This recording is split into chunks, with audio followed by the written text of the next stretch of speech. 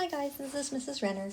I just wanted to make this video to show you a couple more tricks that maybe you could use if you're still having trouble with these kinds of problems.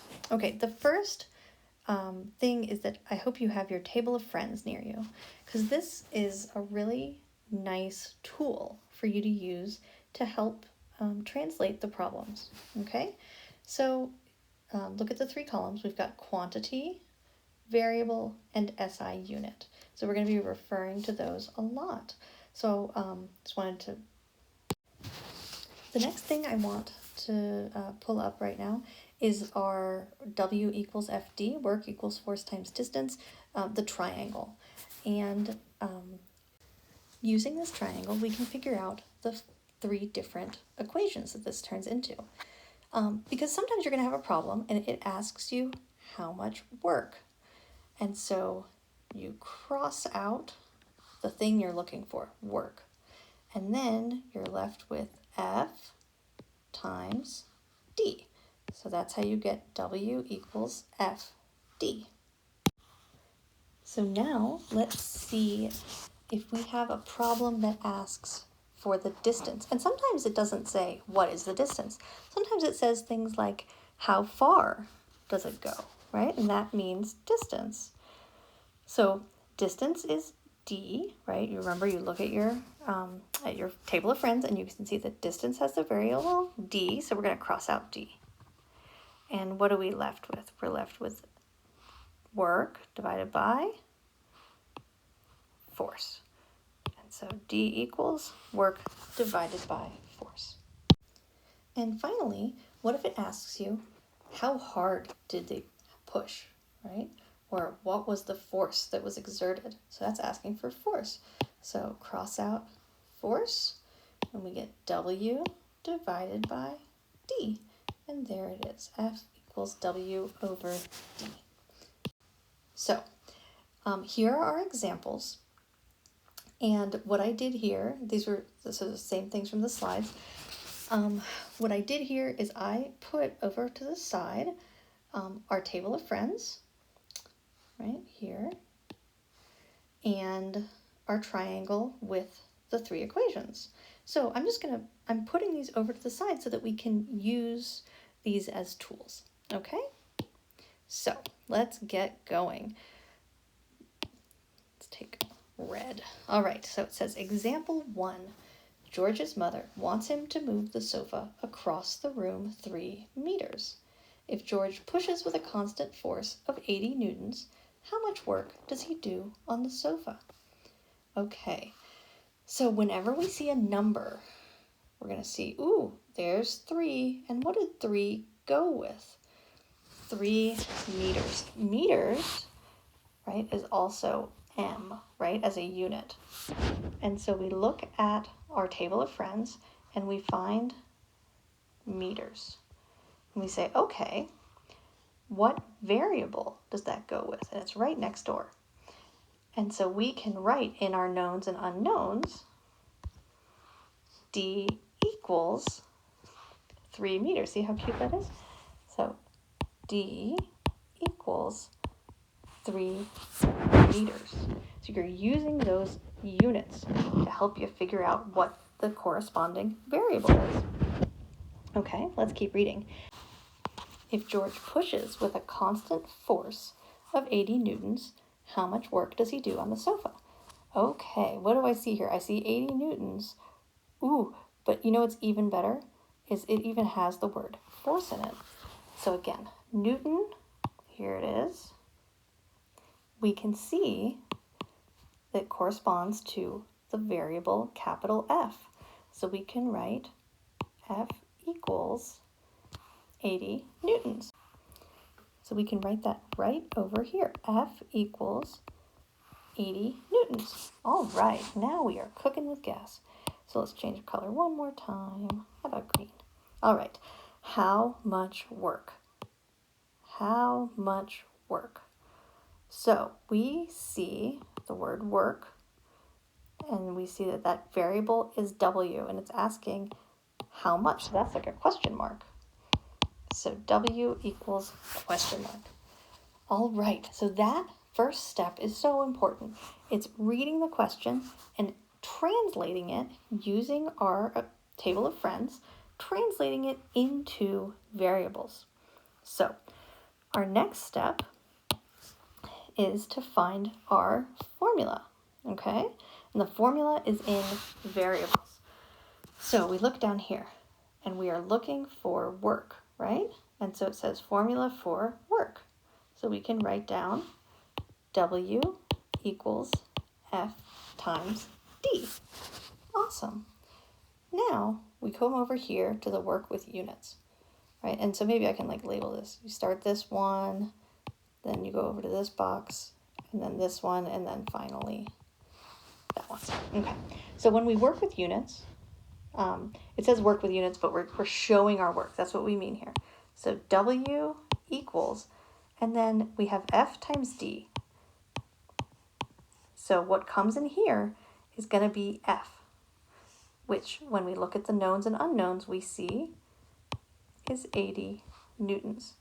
Our next spot, remember when we write them next to each other, it just means multiply. And we use our parentheses in this way to show each little chunk. So the D, we look over our knowns and unknowns, and it's 3 meters. So we just showed our work. Now we're ready to get our answer. So the trick here is that we have numbers and we have units, okay? Our number math is 80 times 3, which is 240. Our unit math gives us Newton times meter. Well, if you remember, a Newton times meter is a joule. The other way that I know that is that I'm looking for work. And so my answer needs to be in joules.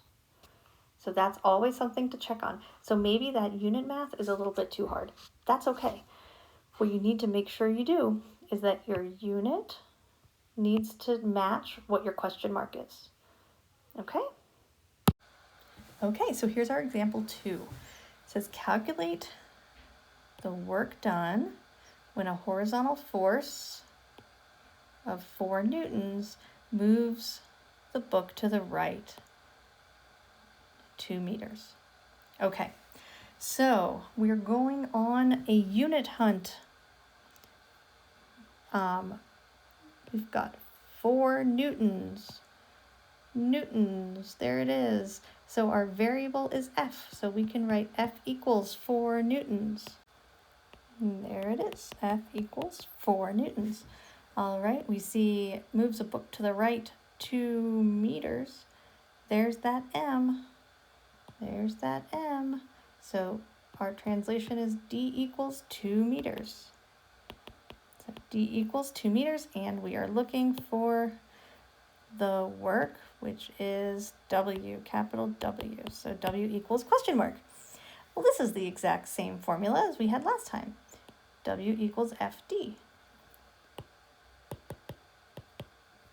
And we're gonna plug that in. So the first parentheses gets our F, which is 4 newtons. The second one gets our D, which is 2 meters. Our number math is 4 times 2, which is 8. Our unit math is Newton times meter. Newton times meter is a joule, and we also knew that because our work, right, is going to be in joules. All right, let's look at example 3. Mary does 52 joules of work when she pushes a desk 13 meters across the floor. That across the floor is kind of giving you a feeling of that distance, okay? What force does she exert to do this? Okay, 52 joules of work. So we can write W equals 52 joules. 13 meters, so 13 meters, that's a D. So we write D equals 13 meters. And then what force? F equals question mark. All right, so we are looking for force. So we know we're going to have to write F equals something. So we look over at our triangle, we cross out that F, we get W over D, which we of course have right there as well. W over D. Fantastic. F equals, so we're going to put our dividing line. The stuff on top is going to be our W, so 52 joules. The stuff on the bottom is going to be our D, 13 meters. So get your handy dandy calculator. 52 divided by 13 is 4. And joules over meters, my goodness, maybe you know that a joule is a Newton meter divided by a meter, and the meters cancel and you get a Newton. Or you say, hey dudes, I'm looking for force. And so I know that my unit is going to be a Newton. All right, last one. Example 4. A student does 120 joules of work pushing an object with a force of 15 newtons. How far did he push it? So 120 joules of work. So W equals 120 joules. So there it is. Force of 15 newtons. There's your newtons. There's your force. We see that the variable is F. So force equals 15 newtons. And how far? So far is the same thing as asking for the distance, right? You're pushing something a certain distance. There's your D. Okay? So your D is question mark. So D is question mark. So now we have to find our formula. So D, and we get W over F. So the stuff on top is our W, 120 joules. Thing on bottom, it's 15 newtons. 120 divided by 15 is 8. A joule divided by Newton, maybe you know, Newton meter divided by Newton is a meter, but you also know that there it is. It's a certain number of meters. Okay, I hope that helped.